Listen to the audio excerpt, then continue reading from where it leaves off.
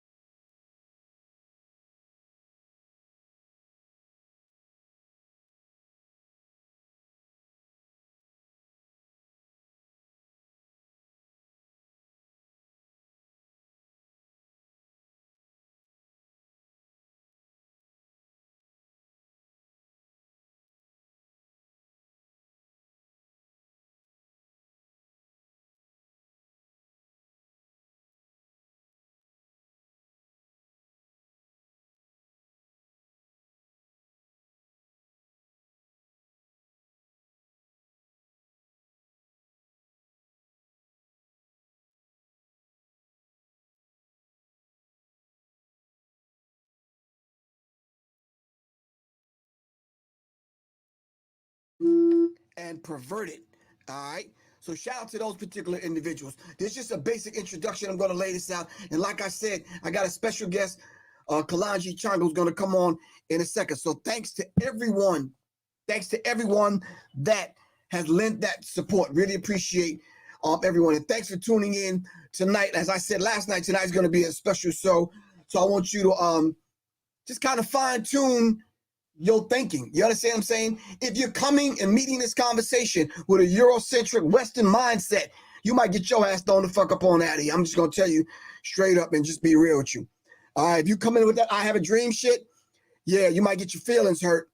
All right. If you come in believing that because we had a mulatto that was installed into the White House to calm everything down and make everything peaches and cream in America, yeah, you might need to get your goddamn diaper changed tonight, for real, your mental one. Anyway, we promise to have a very thoughtful time because this is Serious Minds. This is not the other channels.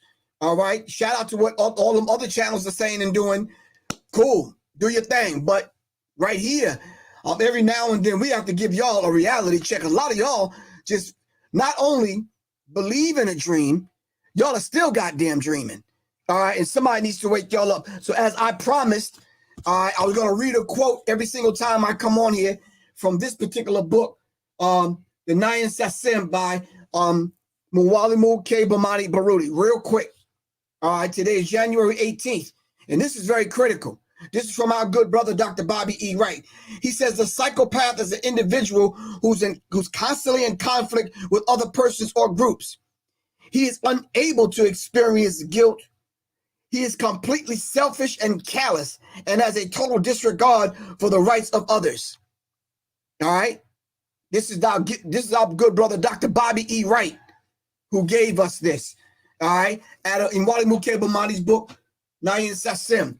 Now, this is the calendar of revolutionary daily thoughts. You may not even woke up this morning thinking your ass was about to be revolutionaries. until you hit Serious Minds. All right. So maybe this is a good place for you to start.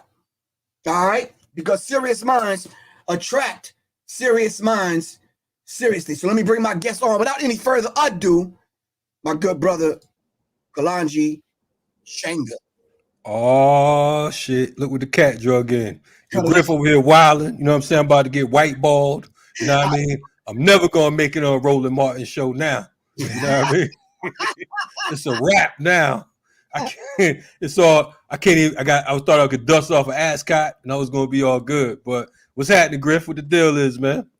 Greetings, good bro. How you feel, man? You good? Man, I'm alive on arrival, man. I was looking at like your intro and everything, and compared to my show, I'm like, damn, I gotta step my game up. Griff over here smashing with that PE money. I got that EMT. my joint's like, you know what I'm saying, EBT card. You know what I mean? So getting some serious donations from the Serious Minds family, man, and no doubt. have really been supporting, man. No doubt. Just everybody that lends any kind of support to it to help it move it forward. And just to name a few people, Kwan's my moderator, she holds it down. Little guys, Johnny Taylor, they do a lot of research for me. Then I got people that always B-Son, John Trey, even the recent people, my man LP Doc comes through. You understand what I'm saying? Gas Tactical, just a lot of people that's always great filibuster. There's a lot of people that's always on here. You understand what I'm saying? That always kind of make sure. Even I get checked every now and then. It's like, nah, Griff, that one ain't quite right, bro. So I got to go back to the drawing board. There's a lot of people, too numerous to mention, but they come on and they support not only financially, they support the classes, the merchandise, and that kind of thing. You know, and it just lets me know that I'm doing the right thing, man. So listen. Hey, man. Salute to your whole crew, man. You know what I'm saying? Because of the fact that, you know, we know how it is to be behind the scenes, in front of the stage, behind the stage, the whole nine. So salute to all y'all for that good work. And I'm happy, honored to be on Serious Minds tonight. Let's get it. Oh, give thanks. All right. So we already started off with the quote from our good brother, Dr. Bobby E. Wright. And what better way to start this conversation off about our good brother, Dr. King? And as I said, we're going to approach this conversation about Dr. King, not from a mamsy-pamsy, not from a manufactured milquetoast, soft kind of Dr. King that they fashioned, reshaped, remade to put before the people. Right on. All right? Dr. King was a lot more radical than a lot of people give the man credit for. All right. And we're going to dive into the radical side of Dr. King. So I got some clips lined up I wanted to play.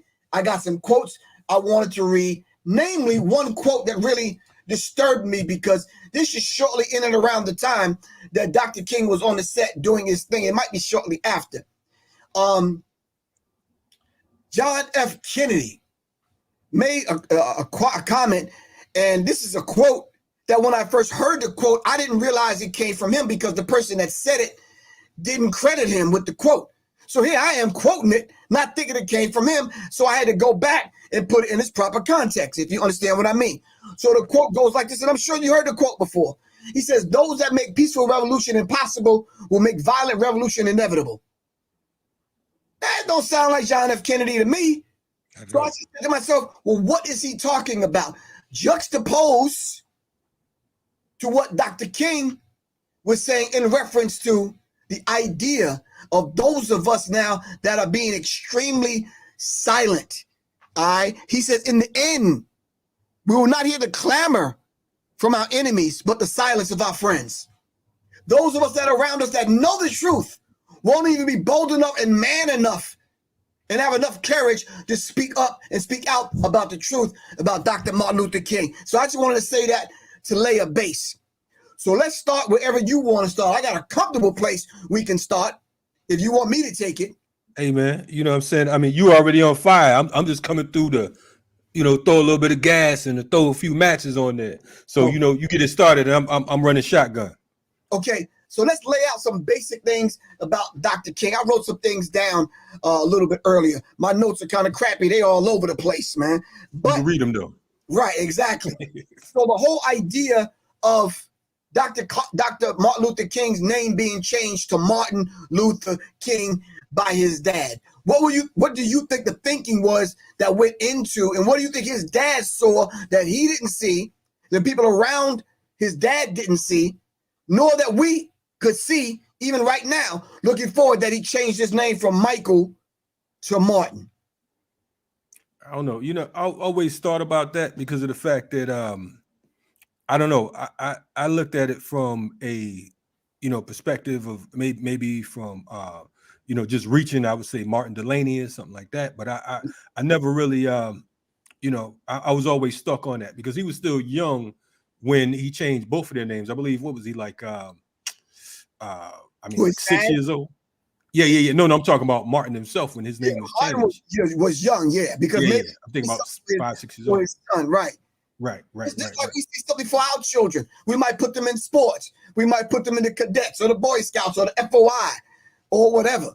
You understand what I'm saying? A Bella Goons class. We might put them in some kung fu or karate. We don't, because we see something down the road. And maybe his dad saw that. But what I get from a lot of conspiratorial individuals is the fact that he wanted to morph and mold his son in the way of Martin Luther. All right. If you don't know the history of Martin Luther, go look it up. We don't have time to dive into that tonight. All right. So then I started thinking, what happened to Dr. King that he was dipping and dabbling and studying different forms of communism? Like a lot of us, Angela Davis, and I can mention Frances Cress Welsing, she admitted she started studying Marxism. A lot of people had studied it.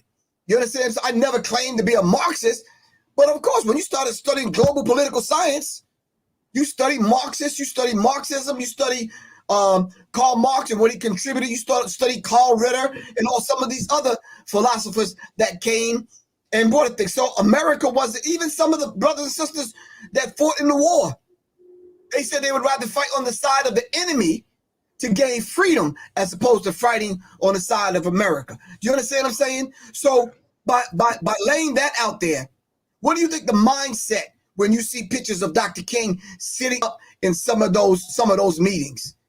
I always thought of him as hungry, because I think that the one thing that people don't look at is that for all practical purposes, the majority of his work, well, all of his work was done. He was a youngster. Right. I mean, King never made it to 40 years old. You're talking about he was enrolled in Morehouse at 15. Right. You know what I'm saying? He became assistant pastor at Ebenezer at 19. You know what I mean? So even with like the he was married by 24. You know what I'm saying? He had a different type of life. You know what I mean? So I think that he gets bombed on a lot and he gets a lot of criticism, but I think that folks miss out on the point that indeed he was young when the whole thing went down with Rosa Parks. I think he was like 30 years old.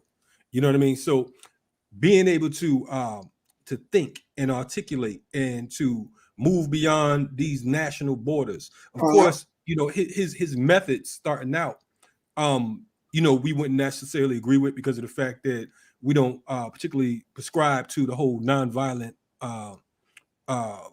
angle. But at the same time, once you really study this dude and just see his transformation, the respect comes. But I think that so many people base it on like, oh, he Martin Luther King, he's supposed to know such and such, and he spoke, you know what I mean? I mean, he was out there. Right. You know what I mean? So I would say that it was more of a thirst and a hunger for truth. And I think that in the end he realized that he made a lot of errors, like many of us. Right, like so did W.E.B. Du Bois, who admitted it. So did a lot of other people that came and laid something out to us, but later on in their lives admitted it. Let me show you the picture. This is the picture of Dr. King in one of the communist meetings. Can you see it? No, not yet. On the phone. Hold on.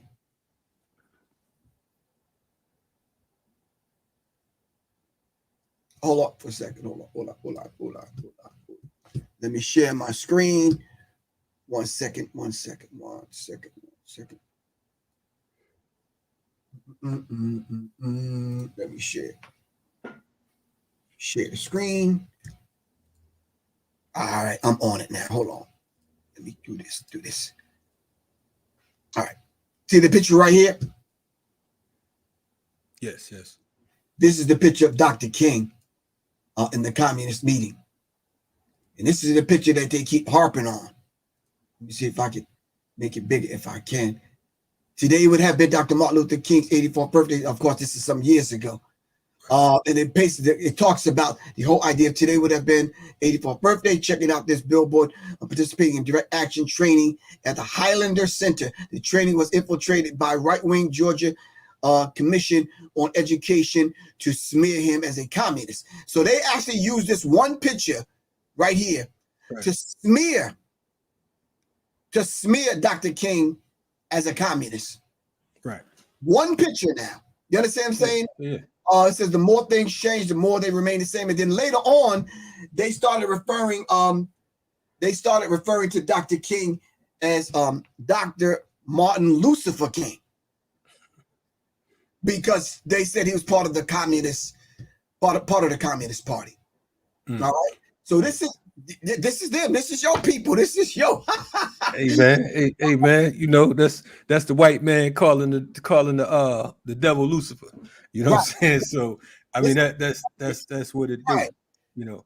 But I mean, you know, of course, J. Edgar Hoover called everybody a communist. That was his start coming out back to the Palmer raids back in the early 1900s. So I mean that's the MO, because of the fact that like now that was the sound of the terrorists. You know what I'm saying? So they didn't have Al Qaeda and Al everybody else. You know what I'm saying? It was just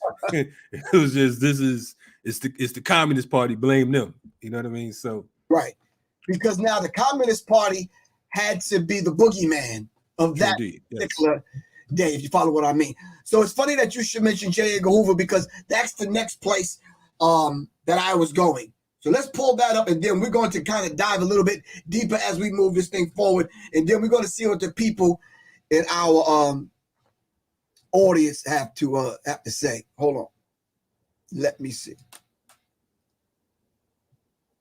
All right, can you see this? Yes, sir. I probably need to blow it up, but I don't think I can. But anyway, it says the FBI's goals for the COINTELPRO counterintelligence program by J. Edgar Hoover. It says under the director, J. Edgar Hoover, the FBI's COINTELPRO counterintelligence program was aimed at investigating and disrupting dissident political groups within the United States in the 1960s. COINTELPRO's targeted frequently included civil rights activists, both those who espoused nonviolence like Martin Luther King, and those that Hoover referred to as black nationalist hate groups like the Black Panthers, This document outlines the program goals in attempting to limit the effectiveness of such groups. In practice, the FBI used infiltration. I need y'all to listen, and listen good. Listen good. It says the document outlines the program's goals in attempting to limit the effectiveness of such groups. In practice, the FBI used infiltration, legal harassment, disinformation, and sometimes extra legal intimidation and violence against King, the Panthers, and other black activist groups in the attempt to discredit and disrupt them. What were some of those goals? Number one, to prevent the coalition of a black militant nationalist groups in unity. Groups in unity, there is strength. Truism that is no less valid for all its trueness. An effective coalition of black nationalist groups might be the first step towards a real Mau Mau. If you do not know who the Mau Mau is, look them up right now. MAU. The Black Revolutionary Army in America. The beginning of a true black revolution. So let me ask you something on just that point right there, Kalonji. Why did J. Edgar Hoover view Dr. Martin Luther King Jr. as such a dangerous man? What did he say about Dr. Martin Luther King? Didn't he say he was the most dangerous man in America? Your volume, I can't hear you. There you Yeah. go. Okay, cool. Yeah. So, I mean, he recognized them as such because of the fact that he knew that unlike many of the other quote unquote leaders and organizations, he was a man who came with a different type of approach, and he had more followers. He attracted more people internationally because of the fact that, of course, unfortunately, you know, our people, for the most part, you know, they want to believe in a pie in the sky. They want to believe that you know, that if you're peaceful and you turn the other cheek, then everything's going to work out. So he Right. was able to attract grandmothers and grandchildren and so on and so forth. That's not to call the followers of King weak, but you know, we are peaceful people by nature. But on the flip side, you know, when it's time to get down, as it was proven when Martin was assassinated, you know, we'll burn that shit down. You know what I mean? So I think that his effectiveness and the fact that he didn't appear to be quote unquote militant, that's what made him dangerous, because he didn't wear the uniform of the quote unquote radical. So when we talk about the whole idea of J. Edgar Hoover's plans, it says number 2, to prevent the rise of a black messiah. It says prevent the rise of a black messiah who could unify and electrify the militant black nationalist movement. Did anyone, including J. Edgar Hoover, look at Dr. King like he was the one that can do that? Or was there someone else on the scene? Because the way even in my radicalness, my militant propensities, my viewpoint, my lens, my militant lens that I looked through, I never looked at Dr. King like he would fit that role of a black messiah who could unify and electrify the militant black nationalist movement. Right. I saw Malcolm X in that vein. You understand what I'm saying? Right. It says Malcolm X might have been such a messiah. He is the martyr of the movement today. Martin Luther King, Stokely Carmichael, and Elijah Muhammad all aspire to this position. Elijah Muhammad is less of a threat because of his age. King could have been a very real contender for his position if he had abandoned this whole idea of obedience to white liberal doctrines. Right. All the white liberals, the white homosexuals, all the other Jewish people and other white people that was behind Dr. Martin Luther King, writing speeches and consoling Dr. King. All right. They said, J. Edgar Hoover said himself, if it wasn't for that, Martin Luther King would have fit the bill. Right. But he said, but because of these things, they look more towards Stokely Carmichael or Malcolm X. Right. And I think the thing with Stokely as well, or Kwame Ture, Stokely Carmichael at the time, he, you know, the SCLC, SNCC, they ran with the LCLC. You know what I mean? So they were close friends. And as Stokely or Kwame would talk about later on, he talked about how the fact that they would march together and they would be moving together, and they'd have King in the front and they'd be on the side. And when these folks is getting out of hand on the sidelines, they'd be knocking them out. So the thing is, he still had the ability to attract and the respect of the quote unquote nationalists, because of the fact that, you know, again, he was still young in age, but he was able to attract different generations. So I think, again, that would make him more dangerous because of the fact that, you know, they can see where we coming from, for lack of better words. Right. But like the white boy said, you know, if he abandoned those that obedience to white liberal doctrines, then he'd become a problem. And that's what happened with the whole situation when he started opposing the war in Vietnam, because of the fact that he no longer was saying, okay, boom, shit, if it's wrong over there, it's wrong over here. You know what I'm saying? So you know, so that was the problem, I think. Right. And then it says number 3, prevent violence on the part of black nationalist groups. Now, at this particular time when Dr. Martin Luther King was on the scene, the Black Panther Party was on the scene, other organizations was on the scene, the Nation of Islam was on the scene. There was a bubbling Black Power movement on the scene at this particular time. But who the FBI and under the COINTELPRO, J. Edgar Hoover's FBI program, counterintelligence program, decided to target. Now, keep in mind, there was different programs going on at the same time up under the counterintelligence program. They just didn't do surveillance on one and infiltrate one and disseminate the ranks on one organization and destroy one leader. They had multiple operations going on at the same time. Number 4 says prevent black nationalist groups and leaders from gaining respectability by discrediting them to the separate segments of the community. And they did this well. Right. Had letters being sent from one person to another organization, and that kind of thing, causing rifts between different organizations. It says the goal of discrediting black nationalists must be handled tactically in 3 ways. 1, you must discredit those groups and individuals to first, at 2, first the responsible Negro community. So all of the Negroes that are responsible, discredit the image and what the program is about to them first. Secondly, they must be discredited to the white community. So no white people will come to their aid. Even the well-to-do white folks that was willing to ally with us. All right? And this is what made Fred Hampton Sr. so deadly. Right. We'll have another conversation about that at another time. And then both the responsible community, and then to the liberals, and then to the black nationalist organizations. You had to discredit them, and they did that well. Lastly, and I'm gonna fold this one up and put it back in the suitcase. A final goal should be to prevent the long-range growth of a militant black organizations, especially among youth. Specific tactics to prevent these groups from converting young people must be developed. We must prevent from converting young people. Right on. All right, to have this radical, or politically radicalized mindset, because this is what the government feared the most. People taking to the street. So everybody, let's take a deep breath and pause, because what I'm about to say, I need y'all to kind of buckle your seatbelt. Dr. Martin Luther King wasn't always this nonviolent cat that they manufactured, the mamsy-pamsy Dr. King, and fed back to you. He wasn't always nonviolent. Dr. King used to stay strapped. Did you know that? Yes, sir. Yes, sir.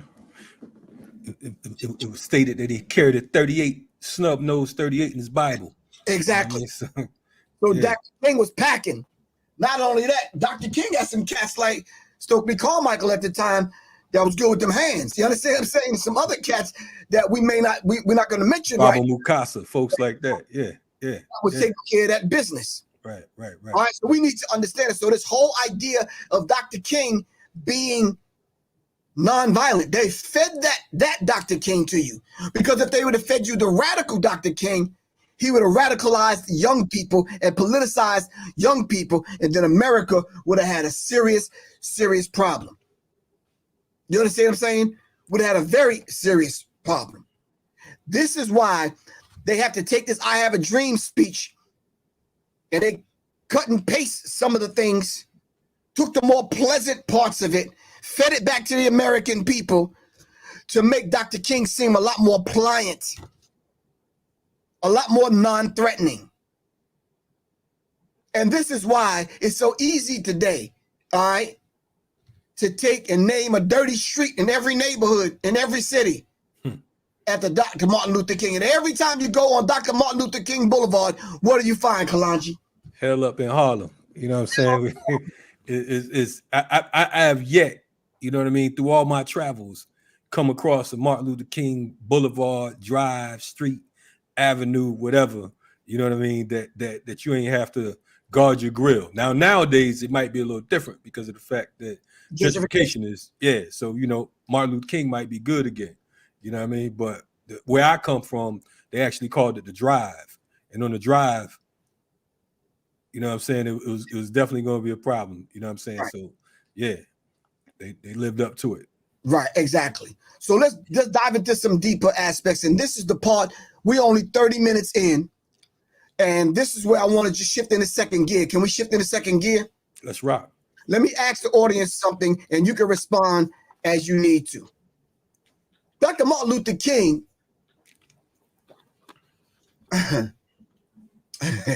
Dr. Martin Luther King had a brother who was about that life.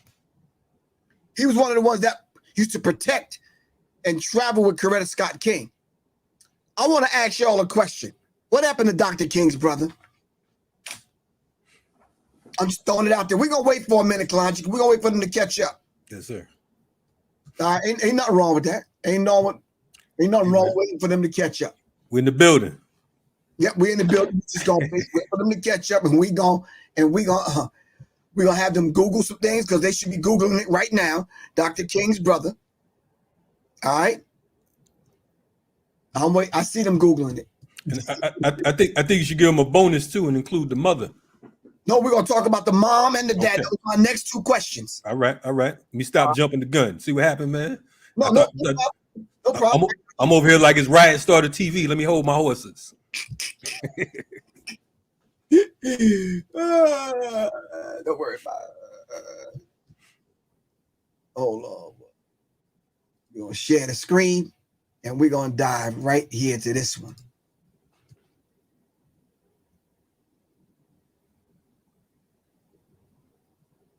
It says, brother of MLK suspiciously died soon after Dr. King.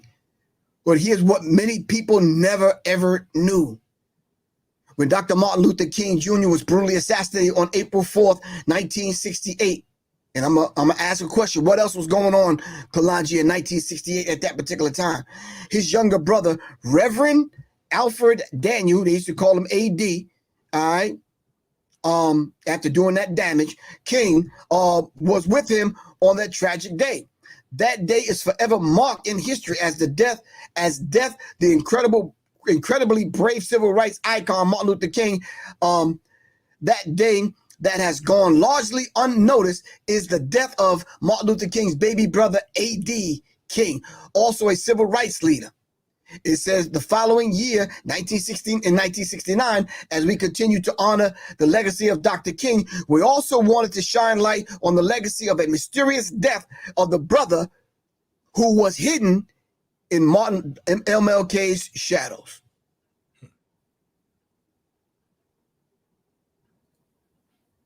Martin Luther King Jr. believed in nonviolence. He did love his neighbor as himself. Sound just like Dr. Martin Luther King. Right. What I was looking, I'm like, look like him, yeah. But what happened to the brother, though? And I'm not saying, because I don't want to sound like the people that I borderline despise when I hear these people talking about, hey, how come ain't nobody talking about this? How you know, Negro? Be quiet. You understand what I'm saying? I don't want to sound like them. I rarely hear people talking about Dr. King's brother. Right on. You understand what I'm saying? But they said he died mysteriously. All right. It says the 15 months after Dr. King Jr. was assassinated, A.D. King died under suspicious circumstances.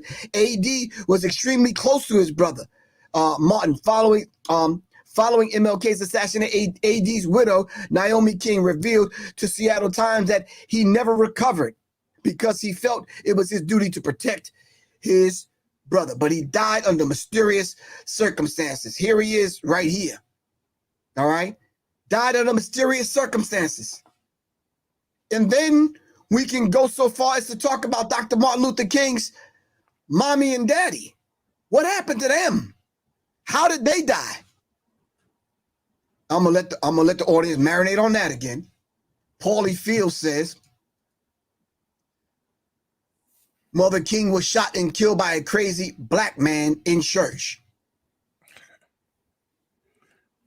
Was he crazy? Probably crazy as hell. Who was the woman? Who was the man though? Who was he? Let's dig up some information. This is Serious Minds, y'all. We're not coming on here to play tonight. You understand what I'm saying? Who was the woman that stabbed Dr. Martin Luther King in the chest? He's sitting there signing books. Out of the 5 books that Dr. King wrote, can y'all name all 5 of them? I need all 5 of them tonight. Name all 5 books that Dr. King wrote. While he was signing autographs, the woman walked up and plunged, I believe it was a letter opener, plunged it into his chest. Who was she? Do we know these individuals? Did the government pay them, these individuals, to do these particular things? Come on now. So if the brother, the little brother died under crazy circumstances, all right, what happened to the mom and the dad? because we have to start looking at everything that was going on in America at that particular time. You understand what I'm saying? They kept feeding us the nonviolent Dr. King. The nonviolent Dr. King. Dr. King was about nonviolence because he patterned his thinking and his spirit after Gandhi. And we already know that Gandhi was a racist. Am I right or wrong? Right on. Right on. Okay, so if Gandhi was a racist, what was Gandhi about? All right. And then if white people fashion and mold and shape this Dr. King that they feed us, right? How come they didn't follow Dr. King in his whole nonviolent approach? How come they weren't nonviolent? So, what were some of the things that were going on in America in 1968? And then name me the 5 books that Dr. King have written. Robin Tipton, is that one of the books, A Triumph of Conscience?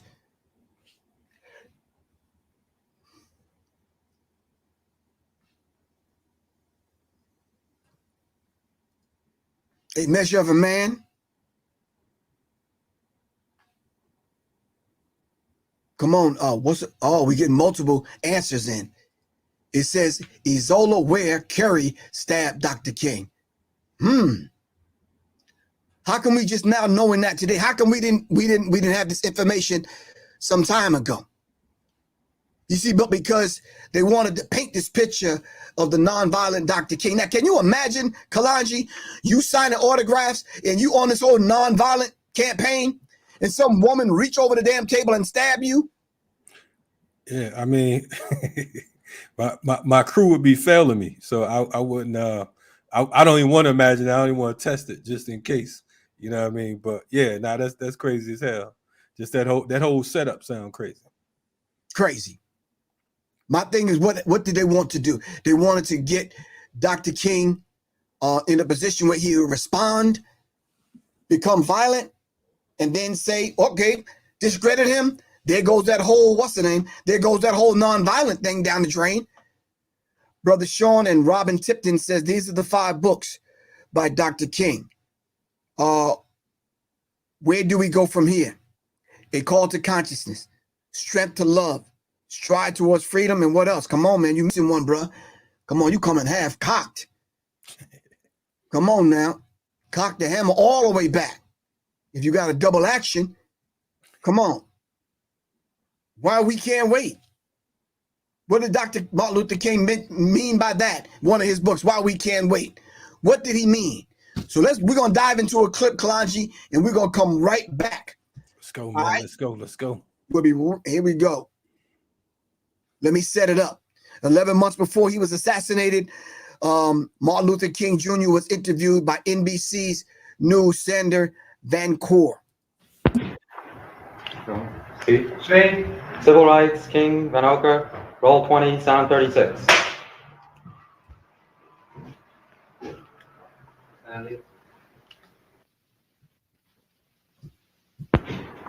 Dr. King, this church is as good a place as any to go back over your commitment to the civil rights movement. When you went out from here into university and then you went to Montgomery, Alabama and started the bus boycotts there, what was the philosophy of the civil rights movement as you saw it then, more than 10 years ago? Well, I would say then the philosophy was that we must go all out to use legal and nonviolent methods to gain full citizenship rights for the Negro people of our country. Of course, that particular struggle and that philosophy centered on breaking down all of the barriers of legal segregation. So I would say that in that period, the basic thrust for the gaining of citizenship rights for Negroes was to end the humiliation surrounding the whole system of legal segregation. Dr. King, was there something peculiar to the place where you started and the kind of people you attracted? I mean by that, there was a strong attachment on the part of your parishioners in Montgomery to the church. They were older people, weren't they? Yes, I would say by and large they were older people who participated in the boycott because they were the ones using the bus more than anybody else. And Montgomery was a community predominantly church-centered, so that it was very easy to get to the vast majority of Negroes because they were in some way connected with a church in the community. Sir, in addition to your commitment to the idea of nonviolence, wasn't it also the only thing you could do, the white community having the monopoly on violence, that if you had tried violence, they would have met it with violence? It was the only device open to you, wasn't it?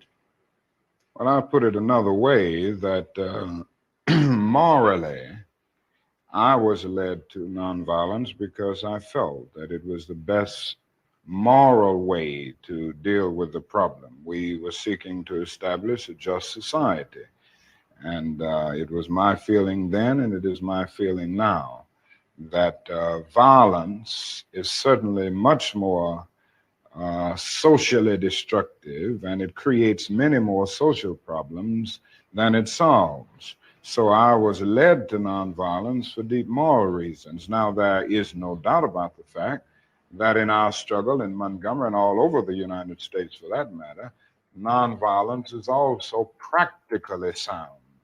It would just be impractical for the Negro to turn to violence. He has neither the instruments nor the techniques of violence. We are about 10 or 11% of the total population of the nation, and I would say we're about 1/10 of the firepower. So it would just be totally impractical and unwise and unrealistic for the Negro to think of violence. Well, I saw this in the beginning in Montgomery, but this wasn't the basic reason that I turned to nonviolence and that I believed in it as a philosophy. I turned to it because I felt that it was the morally excellent way to deal with the problem of racial injustice in our country. Is there something about nonviolence that made it, and I use that in the past tense, that made it more useful among Southern Negroes than the ghetto Negroes of the North?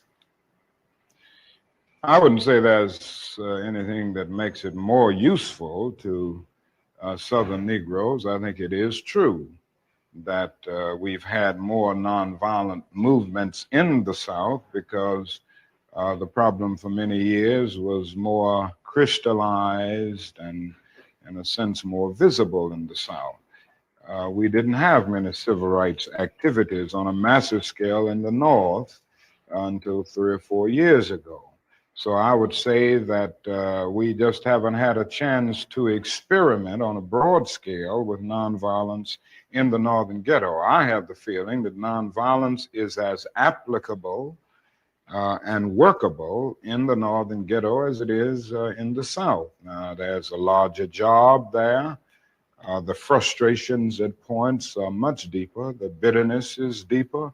And I think that's because in the South, we can see pockets of progress here and there. We've really made some strides that are very visible, and every Southern Negro knows that he can do things today that he couldn't do 4 or 5 years ago. Wherein in the North, the Negro sees only retrogress, and he doesn't find it as easy to get his vision centered on his target, the target of opposition, as he does in the South.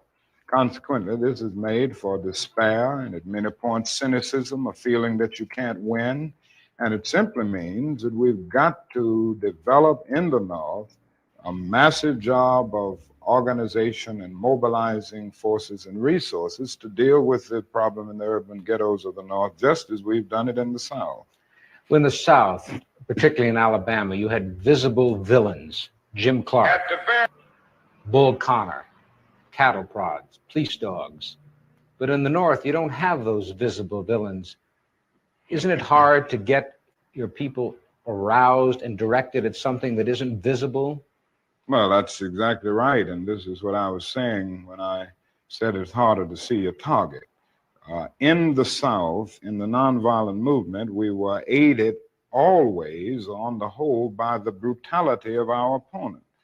It isn't the same way in the North. The other thing is that you don't have legal segregation in the North as you do in the South. All right. Let's put a pin in that right there. We're gonna get back to that because it's just so much to dissect with that. You still with me, Kalonji? I'm in the building. Yes, Cool. sir.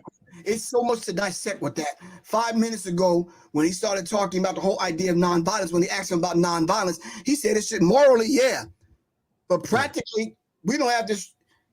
We don't have the strategy. We don't have the means to pull off anything violent. You understand what I'm saying? But that's not what the Black Party was about. You understand? The Black Panther Party was basically talking about for self-defense, arming themselves for self-defense. And I think Dr. King may have bought into some of the things that white people were putting out there in the media. Who was being violent? Like they say about Black Lives Matter. Black Lives Matter is a mamsy-pamsy, soft, weak.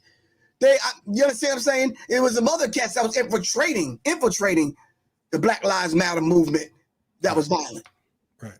And I think that a lot of times too, not only the Black Panther Party, but SNCC and RAM, Revolutionary Action Movement, you know what I'm saying, Deacons to the Fence, you know, it was a number of different formations, but I think that, you know, like you said, it's like, I understand, and again, we look at King, and we've got to recognize that he certainly wasn't a military strategist. That wasn't his angle. Right. He wasn't studying war. He was trying to end war. Whereas a lot of these other formations, they were studying what was going on in Vietnam. They were studying what was going on in these different areas and regions because of the fact that they understood that ultimately it's going to hit home. But I think that King, like many other conformists and pacifists, you know, they want to, you know, that we shall overcome situation. They want to keep that song singing because of the fact that they feel like, you know, as he said, morally it makes sense. But when you're not dealing with moral individuals, you're not even dealing with folks who are to a degree human, then it's like, you know, you can flush all that shit down the toilet. You know what I mean? It's not going to work here. Exactly. You can't go to the range with a butter knife talking about, you know, I'm just going to butter everybody's toast and it's going to be cool. You know what I'm saying? Deeper than that, you cannot go on a basketball court with a tennis racket because you got the wrong instrument for the wrong game, bro. Right. You understand what I'm saying? And we have to understand that particular dynamic. A lot of people think Dr. King was not aware of Malcolm X, was not aware of the Black Panther Party, was not aware of the Most Honorable Elijah Muhammad. When we have pictures of Dr. King with Stokely Carmichael, later on Kwame Ture, with Malcolm X, with Elijah Muhammad. You understand what I'm saying? Here is Dr. King on Black Power. Hold on one second. I thought you was gonna say on Black Power Media. I'm like, shit, we got everybody on there now. I didn't even know King was on there. Black power gives a wrong connotation, and there are those who associate it with black supremacy, with a call to violence, and with a call to Negro separatism, a feeling that the Negro now feels that he can make it alone.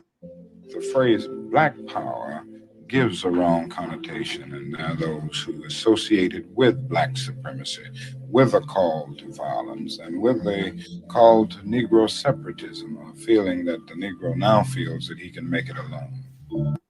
The phrase black power. So my thing is the idea that he didn't understand black power and what it meant.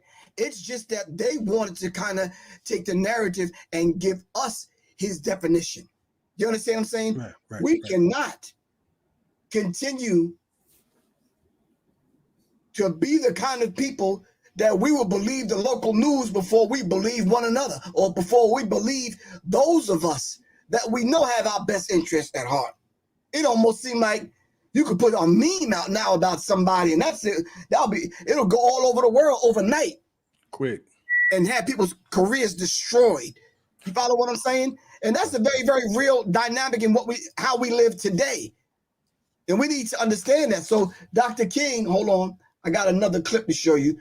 Where Dr. King was talking about this whole idea of, because someone heard him say, quote, I think it was Booker T. Washington, who said the black man needs to pull himself up by his own bootstraps?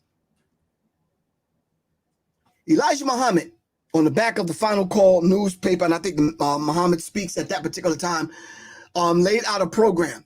Elijah Muhammad said that we need 8 to 10 states so we can call our own. Even to this day, I still argue with Negroes about that. What is wrong? Out of the 50 some odd states that America have, black people get in 8 to 10 states that we can call our own so we can take our own responsibility for ourselves and our destiny in our own hands. What is wrong with that concept? He said, well, what makes you think that the United States government is going to give black people 8 to 10 states? Well, they did it for white people. And here's Dr. King talking about that particular point. At the same time that America refused to give the Negro any land, through an act of Congress, our government was giving away millions of acres of land in the West and the Midwest, which meant that it was willing to undergird its white peasants from Europe with an economic floor. But not only did they give the land, they built land-grant colleges with government money to teach them how to farm. Not only that, they provided county agents to further their expertise in farming. Not only that, they provided low interest rates in order that they could mechanize their farms. Not only that, today many of these people are receiving millions of dollars in federal subsidies not to farm, and they are the very people telling the black man that he ought to lift himself by his own bootstraps. And this is what we are faced with. And this is a reality. Now, when we come to Washington, in this campaign, we are coming to get our check.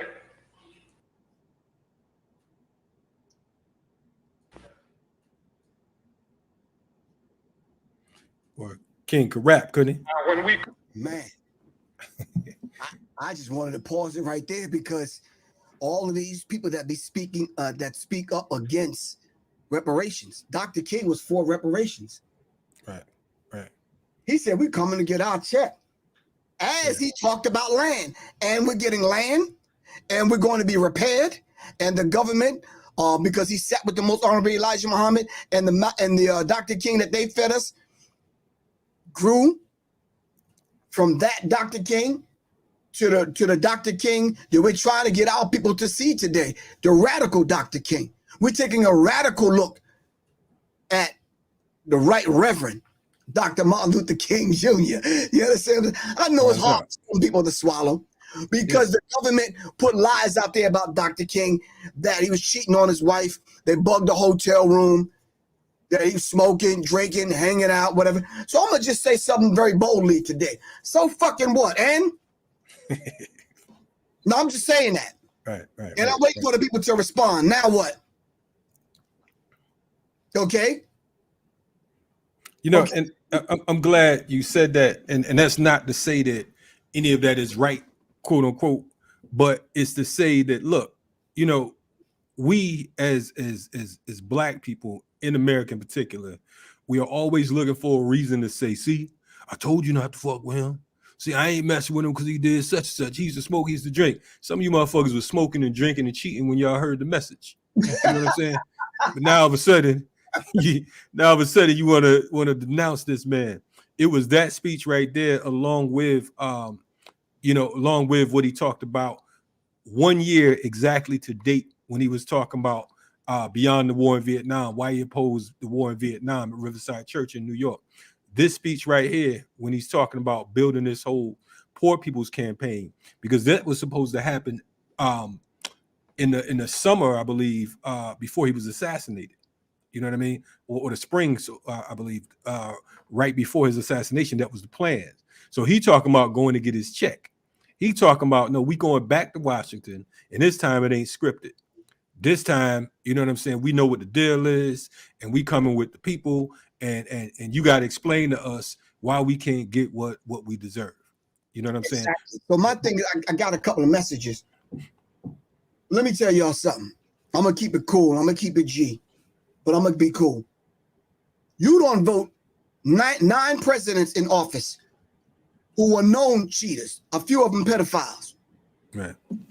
Most of them crooks. You done voted for these people. The clothes you probably have on now, and these people that you prop up, the cars that you drive, shoes and clothes that you wear, with designer names on and all this kind of stuff, are from people that ain't never did anything for your people. And you mean to tell me, because this man smoked a few cigarettes and have a couple of drinks and whatever else he did, I'm not condoning it, I'm just saying, you gonna dismiss the man's entire legacy? Y'all need to stop, man. Whole thing. You need to stop. Right. And just on what you're saying, it's like every cracker on every dollar bill and every coin that you have was a slave master, with the exception of Abe Lincoln, who wanted to send your ass back to Africa, not because of the fact he was concerned with you, because he wanted to get rid of your ass anyway. But everybody else is documented, from Benjamin Franklin to George Washington. I mean, shit, even the $2 bill. Thomas Jefferson, this motherfucker had 600 slaves. You know what I'm saying? So it's like, but y'all tripping because of the fact that this dude, and they've known, like you said, known pedophiles, known rapists, so on and so forth. You know what I mean? So yeah, man. I mean, what I see when I think of King, and I think that my outlook on King comes from growth. I think that when you first start hearing a lot about what King did and what he didn't do, you don't put into consideration again his age. You don't put into consideration the time. You don't put into consideration what came with having that particular level or degree of quote unquote power. Right. You know what I'm saying? So, you know, I mean, in that short time span, 39 years, I think that you know, he put his foot in America's ass. Right. He was confused at times, but you know, on the report card, we'll give him a better grade than some of you. Right. This is why we're taking a radical look at Dr. Martin Luther King. And this is one of the clips I failed to play. Pardon me. Let me play it now. I come here tonight and plead with you. Believe in yourself and believe that you're somebody. As I said to a group last night, nobody else can do this for us. No document can do this for us. No Lincolnian Emancipation Proclamation can do this for us. No Kennysonian or Johnsonian Civil Rights Bill can do this for us.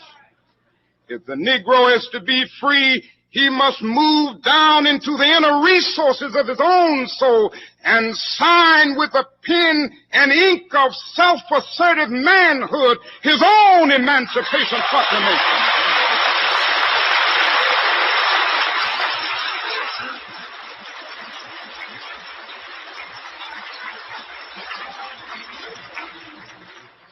Don't let anybody take your manhood. Be proud of our heritage. As somebody said earlier tonight, we don't have anything to be ashamed of. Somebody told a lie one day. They couched it in language. They made everything black, ugly, and evil. Look in your dictionary and see the synonyms of the word black. It's always something degrading and low and sinister. Look at the word white. It's always something pure, high, and clean.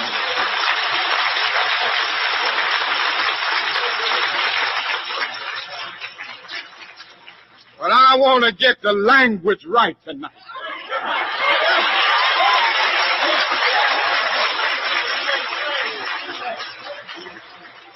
I want to get the language so right that everybody here will cry out, yes, I'm black, I'm proud of it, I'm black and beautiful.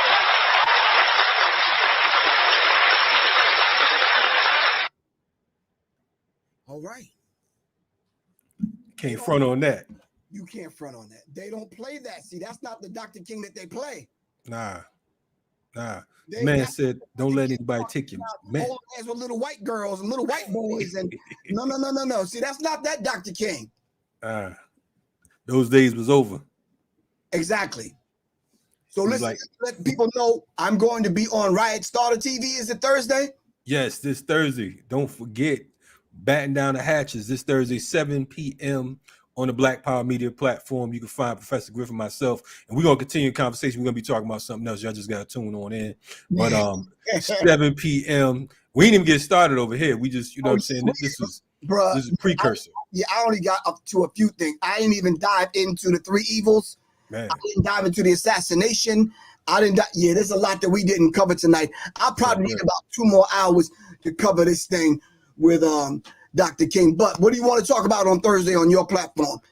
Man, I think that you brought up the whole situation around COINTELPRO and counterinsurgency. I think we should dig a little deeper into that whole particular position and how things operate right now, because I saw some folks in the chat talking about different things and different people, whatever, and I still think that we're a little confused at times as to who's who and what's what. You know what I mean? So I think we need to turn up the volume. And we'll definitely do that on Thursday. Shout out to BX Girl 777, Peace Queen. How you feel? Shout out to Janice Davis. Shout out to all of those people that continuously support the platform. Charles Lewis Rosario, my ex-roommate. I had to jump on him, because there's your ex-roommate. Yeah, man. Yeah, he was making some whack beats in the studio one day. I'm like, bro, come on. That's what happened. Damn, Charles, we ain't going out like that, are we? Charlie, my man. Yeah, I had the roommate with Griff a couple times on the road, touring and whatnot. So I know it was rough on you, Charles. Trust me. hey, y'all don't even know, man. The hype around Griff is real. I remember we was in Tampa one time, and this dude, like 400 pounds, come running into the building. He's like, Griff, they trying to jump me. Griff ran outside, pulled a tree out the ground. It wasn't a tree, man. Come on, not a tree, but yeah, that's oak tree. Nigga.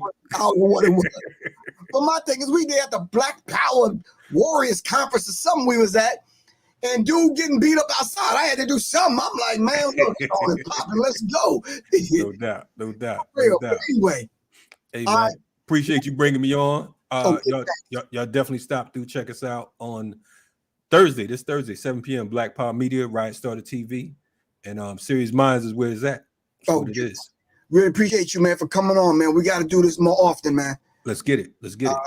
All right. This is part 1. We got to revisit Dr. King, the radical side of Dr. King, because there's a lot of things that we just did not cover that people need to know about Dr. King. We got to mention the James Baldwins.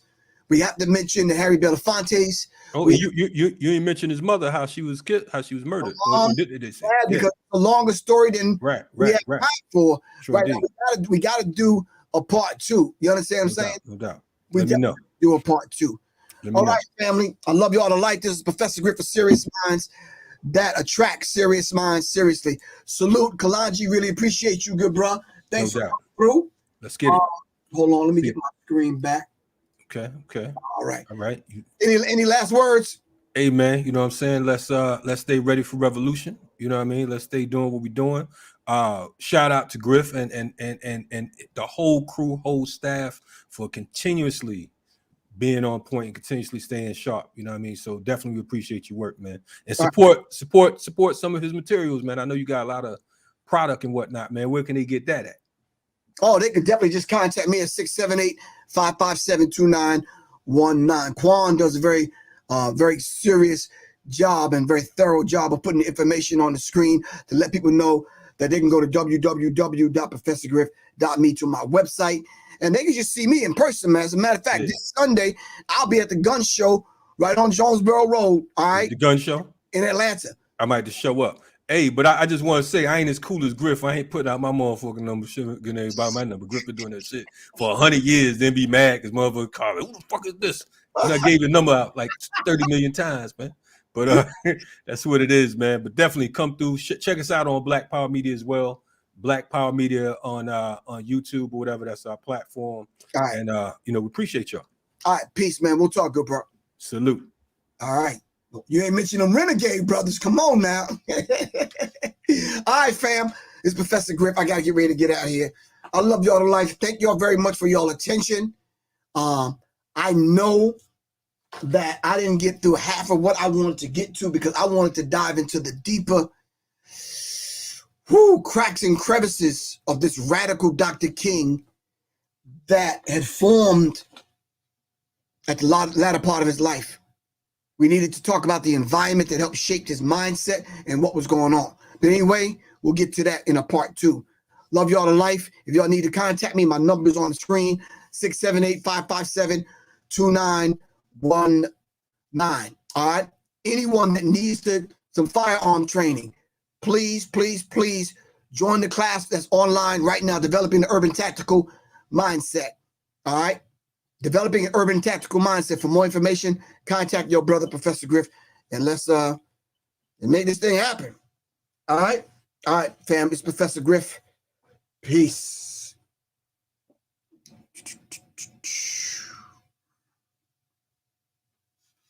All right, Quan, thank you very much. Peace. Y'all don't hurt nobody. Peace. Serious minds attract serious minds.